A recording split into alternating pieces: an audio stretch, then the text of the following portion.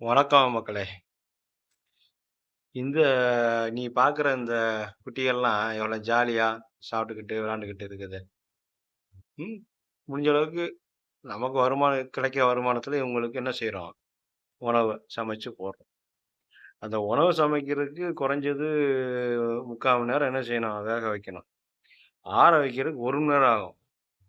அத கூப்பிட்டு இவிங்கள பார்த்து தேடி, அவிங்கள வர வச்சு, வெயிட் பண்ணி நம்ம அவங்களுக்கு அன்னம், சாப்பாடு போடுறோம்.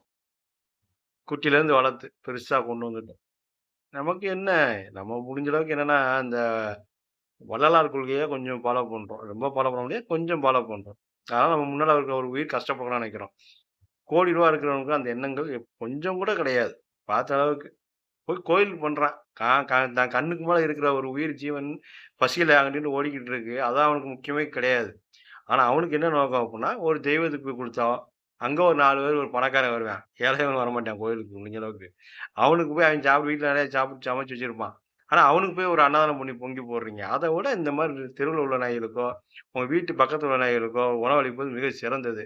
அத பாருங்க, அதான் மிகப்பெரிய வழிபாடு என்ன பொறுத்தளவுக்கு.